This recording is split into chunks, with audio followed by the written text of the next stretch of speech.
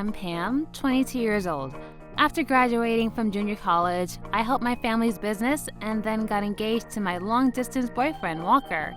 We just moved into the house where we are going to start living together from today in his hometown. He's currently a senior at a national university, studying to make his dream come true. After that happens, we are talking about getting married and having a wedding. Hey, sorry for disturbing you, but I made you a midnight snack. Ta-da! Nabeyaki udon. Wow, looks delicious. Thank you, Pam. I'll support you the best I can so that your dream can come true. Pam, do you think it was too early for us to get engaged and start living together while I'm a student? What? I proposed to you because I truly love you, but I feel like I'm putting a burden on you. You're not. I selfishly said that I wanted to live with you ASAP, so don't worry about it. Thank you. Go ahead, eat. Chili pepper? Yes, thanks. Hey, Pam, I'll definitely make my dream come true next year, okay? Hey, there's no need to rush. The udon won't run away from you. Like this, we truly love each other and are living a happy and peaceful life together. However, I never predicted that something so terrible and irreparable would happen to me soon after. I immediately started looking for a job to support my beloved Walker, but it was hard to find a good job, to be honest. I tried so hard, but had no luck. So I decided to start by getting a part-time job at a beef bowl shop near my house. When I went for an interview, it was just before 3 p.m. and there were only a few customers. It was relatively empty. Hi, excuse me, I came for the part-time job interview. I asked a waiter in the kitchen wearing a badge that read Fowler, but... What? Interview? We're busy now, so fill that in and wait over there. Saying that, he handed me a piece of paper that had application form written on it without even looking at me while doing something in the kitchen. The other staff members in the kitchen seemed busy too, but... What? Busy? There's literally no one in here. Really? Well, I mean, there's plenty of work to do even when there are no customers, right? With that thought in mind, I finished filling it. When I went to tell Mr. Fowler, who looked very busy, that I finished it... What time can you come tomorrow? What? What time? Hurry! I don't have all day. We're busy now. I asked what time you could come tomorrow. Can you answer me right now? Oh, I guess that I'm hired then. Maybe they are short on staff. After that, I told them I can work the morning shift. Okay, your shift is 9 a.m. to 2 p.m. At that moment, the other staff members in the kitchen called out, "Manager Fowler!" And that's when I realized he was the manager. I thought it was a bit strange for a manager to hire a part-time worker without having a proper interview, but since I was looking for a job as soon as possible, I was relieved for now. I need to cover the living expenses until Walker can achieve his dream. The next day, for the first day at work, I went to the beef bowl shop around 8:30 a.m. and Mr. Fowler was there and taught me the basics, but... Listen, this shop is all about speed. Speed is everything. Don't think about anything else. He often said things like this to me a lot. Speed, huh? I'm a little bit worried. I'm the type of person who thinks things through and acts more carefully than other people. But this is work. I can't say something like this. I worked so hard and as fast as I could in my own way. However, he was like... Oh, you're so slow! Being in training doesn't excuse slowness! Mr. Fowler was furious and yelled at me while I was washing dishes in the kitchen. This shop has seating around the kitchen so all the staff are visible and our conversations can be heard. So when he suddenly yelled, I saw the customers sitting down, jolting their shoulders and looking in my direction. It was pretty embarrassing. But he had repeatedly scolded me in front of the customers, saying, "You're too slow, hurry up, and why can't you do this?" Even the kitchen floor was always wet with barley tea, and it was slippery and dangerous, even just walking. What the hell are you doing? Hurry up! Run! Go! He says things like this. I wore sneakers as instructed, but if it's like this, there's a chance that someone might get hurt. If he's telling us to run, I thought it would be better to wipe the floor, but when I squatted down... Hey, don't be slacking around! Run! Hurry up! But someone might slip and get hurt. Speed is everything! Don't think about anything else! Yelling at us in front of the customers and being told to run on a slippery floor? Is this normal when working in a restaurant business? I've only worked in my family's business since high school, so this is actually my first time working outside. That's why, even though I found it a bit odd, I wasn't entirely sure this was a normal thing or not. So when I got home that day, I told Walker, who was studying at home, everything that had happened at work. I don't think it's normal to tell someone to run if the floor is so slippery that someone could get hurt. Hey, you said you're working tomorrow too, right? Yeah, same time as today, 9 a.m. to 2 p.m. My class starts in the afternoon tomorrow. Can I eat lunch at your place? I also want to go check it out. So the next day, I went to the same place to work as usual. It was before lunch, but most of the seats were already full and we were very busy. Then, just like the day before, I was working while being scolded by Mr. Fowler, who was saying, "You're slow, run!" When suddenly, one of the staff members in the kitchen named Caleb let out a big crap. Surprised, I turned toward the voice and saw him standing in a strange position with pieces of a broken plate at his feet. He must have slipped and broken it, but... Are you freaking serious? In a busy time like this? Clean it up! Mr. Fowler yelled at Caleb in a loud voice. Immediately after, Caleb muttered, "This is all your fault for making me run on the slippery floor with these chef shoes," in a small voice. He's right. I don't think I want to continue working here anymore. I'll talk to Mr. Fowler later on about this. I then helped Caleb clean the broken plate with him. However... Hey, why are you two cleaning? Do that by yourself. Here, hurry up and clean these dishes.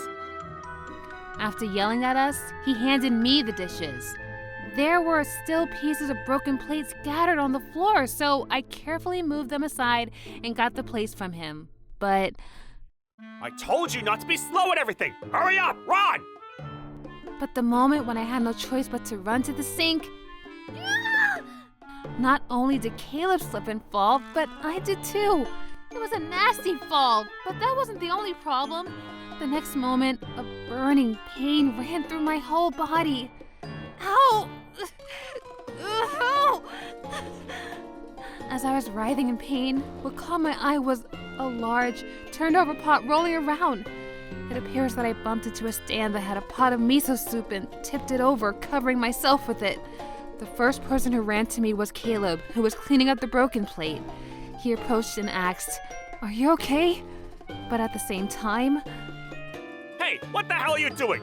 You have no time to change! Continue working! He yelled at me like this. Then he tried to hand me the used plate again. Of course, I was pissed off, but more than anything, my whole body hurts. This was the first time in my life that I felt such excruciating pain.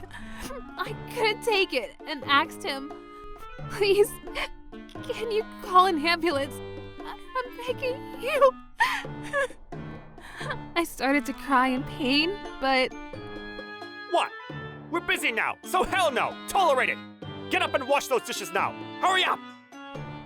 Even though he had been watching this whole thing and me crying in pain, he still told me to wash the dishes. I can't believe this! What the hell is wrong with him? At this time, I was in pain, burning, and distressed that I was in no condition to complain to him. But needless to say, I was furious inside. After that, as Caleb took me to the kitchen sink, Walker came in and called an ambulance. Even though I was taken away in the ambulance, Mr. Fowler was still working, not caring about me at all. After arriving at the hospital, it seemed like I had burns from my back to my right thigh and had to be hospitalized for 3 weeks. In addition, I needed to continue going to the hospital for more than a year due to extensive scarring after leaving the hospital. I quit my job and didn't go near that beef bowl shop for a while, but after Walker's dream came true, we went for the first time in a long time. As soon as we entered the shop, we heard Mr. Fowler yelling. Hey, newbie! I've been telling you that speed is everything. Don't be walking around. Run! How many times do I need to tell you? Wow, he's a scumbag as usual. I feel so bad for him because he has no idea what fate awaits him. This'll be good. I then called out to him in the kitchen with a grin on my face. Hi, how are you, Mr. Fowler? When he saw my face, he was shocked for a moment. It was probably because he saw the burn marks clearly on my face. He then thought about something for a moment and then said, Who are you? I knew he would say that. Pam, the person who used to work here part-time a while ago. Look, this burn on my face is from covering myself with miso soup in the kitchen. Do you remember? Huh? Oh, I remember there was something like that. Great. I came here today to make you take responsibility for what happened on that day. Huh? Responsibility? Yes, my husband is a lawyer, so you better be prepared. What? I'll seek 10 million yen in compensation for my injury. Then Walker, who was standing behind me wearing his lawyer's badge, took a step forward. Yes, his dream all this time was to become a lawyer.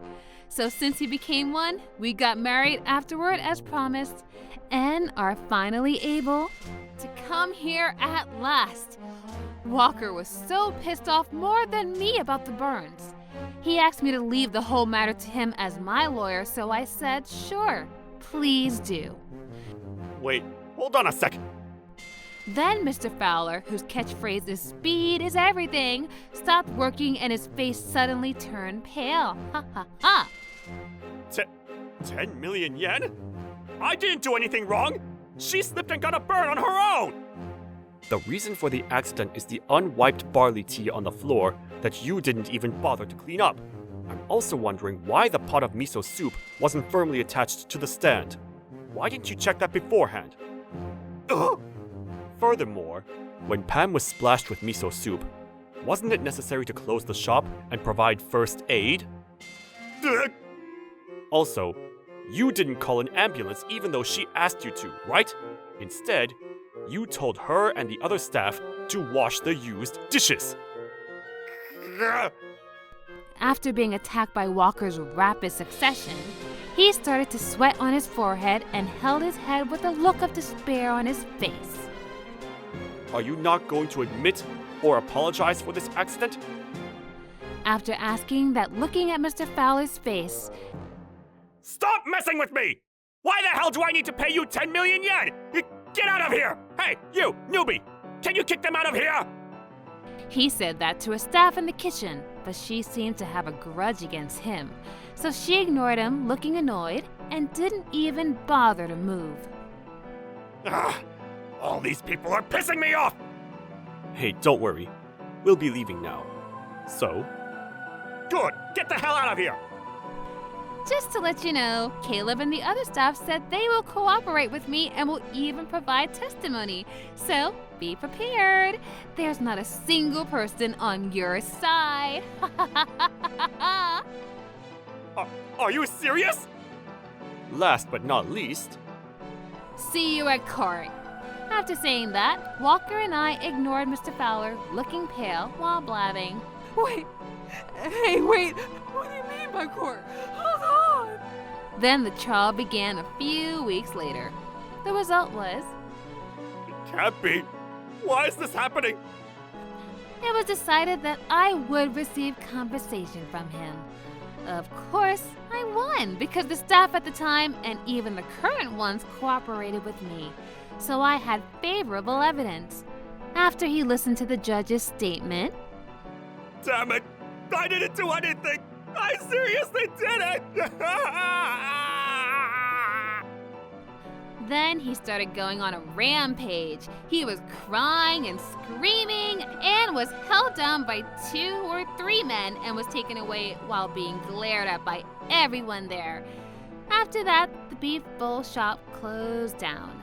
This incident was also featured on the news online and was talked about. He lost his job, so it looks like he's looking for a new one to repay the debt he borrowed to pay my compensation. However, as I mentioned before, this incident has buzzed online, so his personal information, face, and house address have been exposed. Well, it seems like he had a tough life. Also, because of that, it seemed like he couldn't find anywhere to work that would hire him. So he started borrowing money from loan sharks. Actually, recently found a post from someone who saw him in the city being told by a scary-looking man, "Hurry the hell up. Go on that fishing boat right now. You're so freaking slow. Run!" I know that his life will be a living hell. As for me, Walker and I are spending happily every day together being lovebirds. I have good news. I had my burn scars repaired by a famous doctor Walker met through work. Of course, it's not perfectly clean, but it's much less noticeable now. Thank the Lord. Oh, the other day when Walker was off from work? Hey, Pam! Lunch is ready. I was so surprised when you said that you would cook for me. Thank you so much. What did you make for me? Wait, is this? Yeah, beef bowl. I didn't want you to hate it, so I know that you probably didn't want to see this after what happened, but I made an effort to make this. Will you eat it for me? Of course! The beef bowl had nothing to do with that. I also know that not everyone is like that at a beef bowl shop, so I'll go whenever I want to. Really? So glad to hear that. Let's eat. It looks delicious. Wait, the beef isn't cut properly, Walker. Seriously? Oh no. Don't worry, it's nothing serious. It's so good.